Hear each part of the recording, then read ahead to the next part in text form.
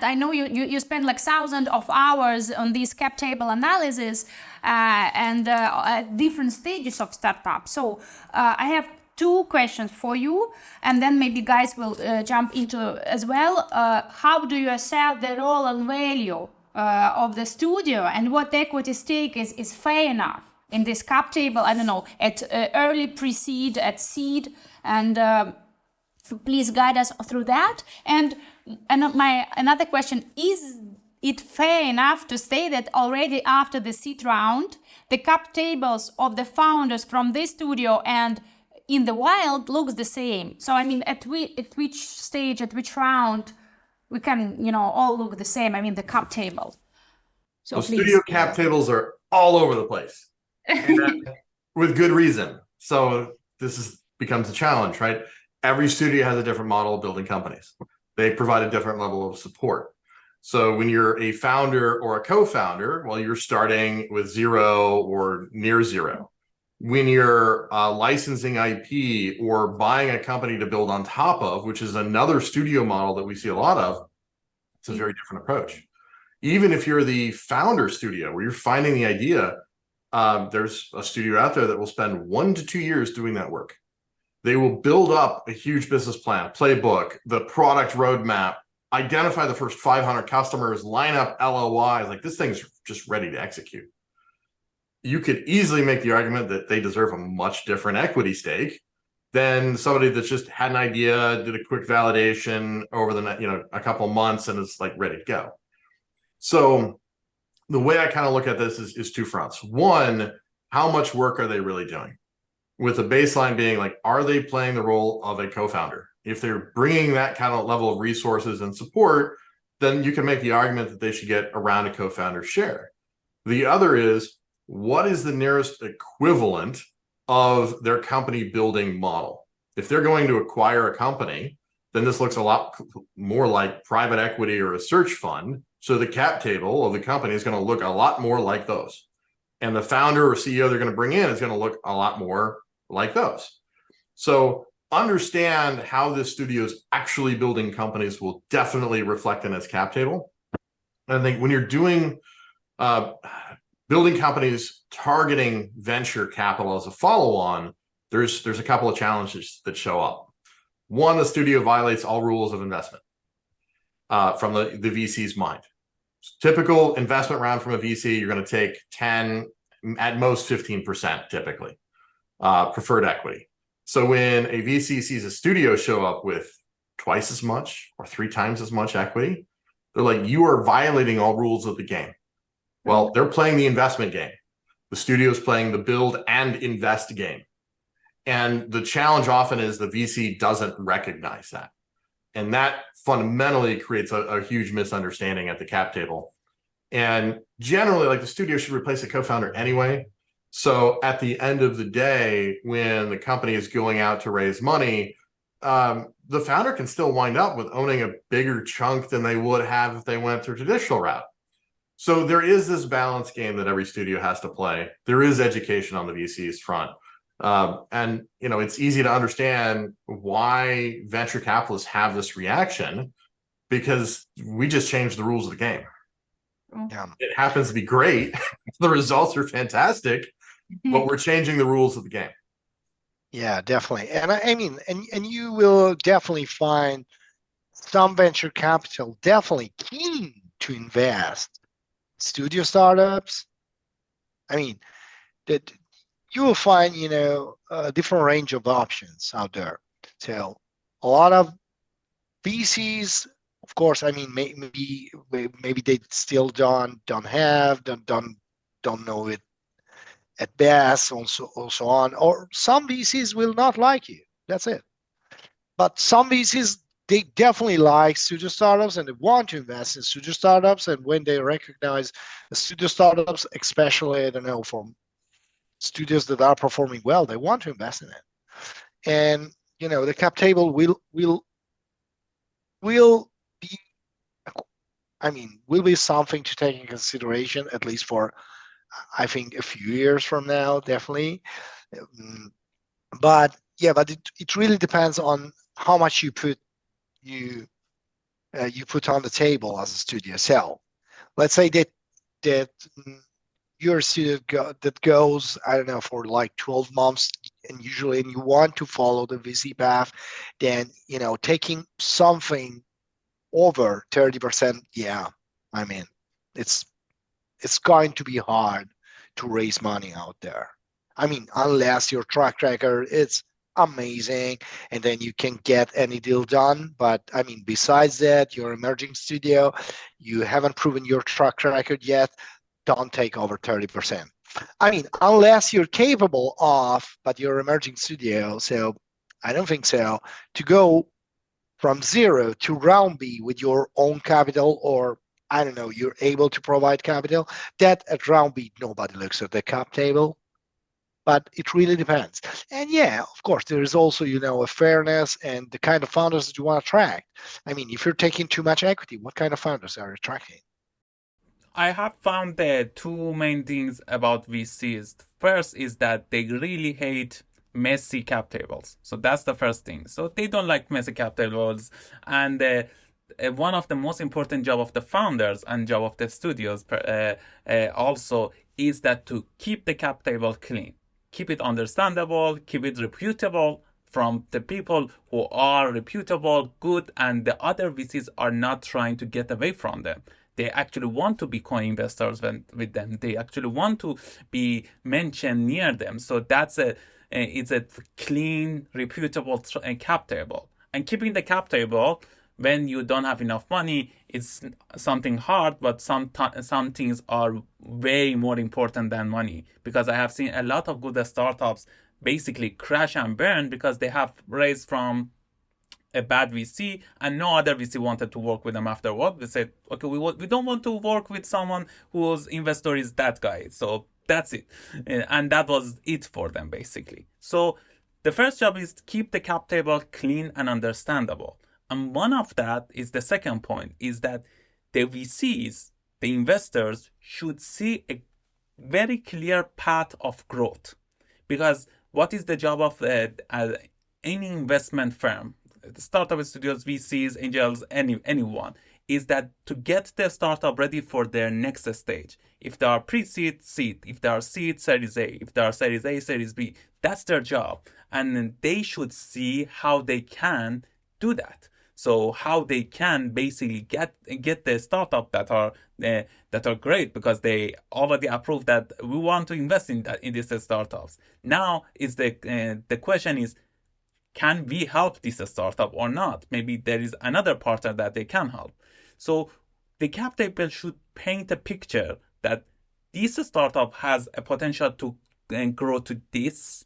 This can be a unicorn. This can be not a unicorn. This can be a very well-established business. That's fine. It's not that each startup should be a unicorn or so. But the VC can understand how they can help to go to the next level with this startup, how they can create a success story out of that startup. And that way, they don't care about anything else. These are the main things. These are the main things that are more important than the industry, the traction, and everything else, because those KPIs built this. So if we can keep the cap table understandable with a vision that shows a vision that the VCs can contribute, they are more than willing to participate because it's in their interest as well. Yeah, so naturally moving to fundraising and investments. My question regarding their fundraising will be very, very short then. Valuations. This is another pain point when we talk about the VC venture studio models. And especially at pre-MVP, early pre-seed stages, when it's a bunch of validated concepts or startups, and they're not spun off. So it's not the separate companies, not yet. So what is the market approach to studios evaluation? Are studios evaluation higher in comparison to the single startup because we have this synergy, because we have those, magic expertise that we've been talking with you about? So what is your experience here? What is your approach? So your insights. touches on two kind of pieces in my mind. One is the valuation of the studio itself. If it's a holding company, generally my advice is like ignore the valuation of the holding company. You're not planning on selling the studio, so there's no exit that way. Focus more on the value of the ownership of the companies that you're creating that portfolio, showing the investors what they're going to get, that they're going to get a better bang for their buck making this investment. In the portfolio companies, when you're the creator and you want to attach a value to it, you have the ability to rig the game. So the best approach is often don't do it. Just use a convertible note or safe and let outside investors price it later. That way you avoid some of these conflicts of interest. I totally agree, because I think it's same for accelerators as well. The companies that are joining, they're not companies yet, they're ideas. And 9 out of 10 of them will go out of business like in a couple of weeks, even like couple of months. And it's a job of a startup studio to determine which one, and basically cut the cord as early as possible. So I think doing the safe way, like doing a safe contract, is the best way to do that, because again, it's 100% of zero is still zero. So if you are not trying to build something, if you are not trying to continue on an idea, let's just leave it at that and save ourselves a lot of legal fees and everything else, and pointless negotiations on a company that doesn't exist in 2 months. So why should we? But after that, we can take the KPIs, get the traction and numbers, and paint a picture of what is the valuation now. But that should happen, in my opinion, after idea validation, unless we are sure that we want to continue.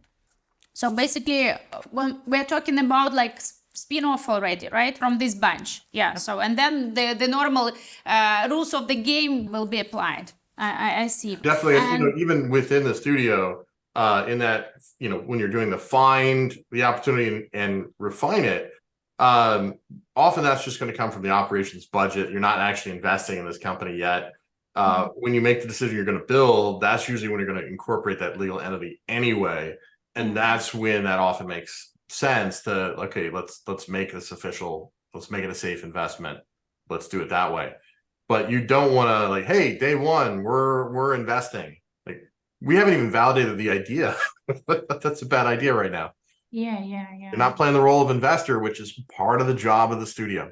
Yeah, and then about the exits. I mean, what is the right time for studios to exit? I mean, exits pre-seed, seed, or depending on the startup, on the product that we develop. So it could be different exits for different, startups that we're developing. So definitely, and it depends on the strategy of the studio. Like if you're not going the venture path, then you have different options, including just taking distributions from the company of their profit.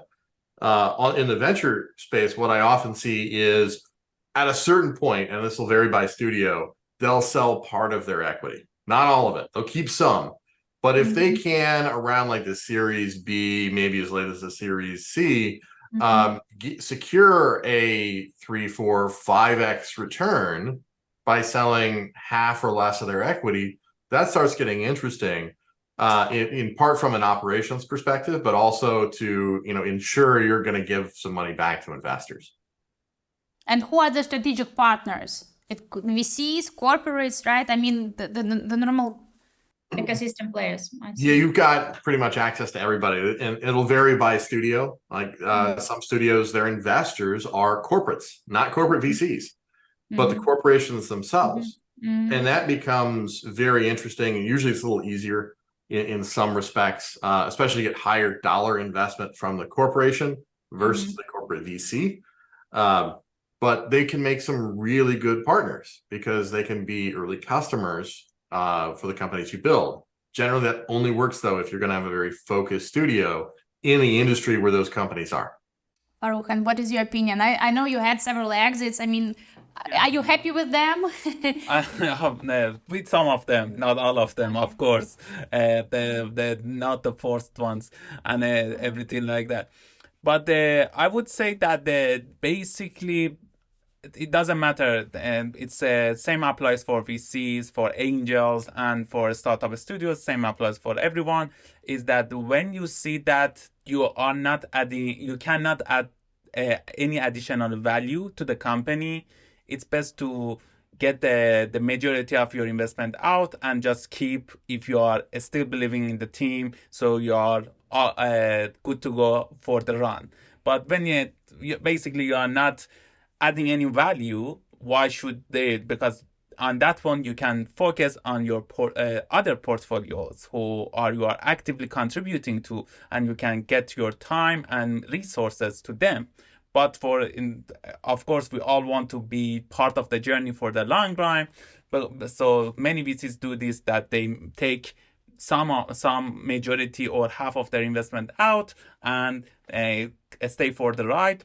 From time-wise and resource-wise, they focus entirely on who they can help with, the portfolio who are actively they can help and grow to the next level. Because again, the investments that we made before, it's one part of the picture. What we are doing now will build our company for the next years to come. It's same as any VC fund.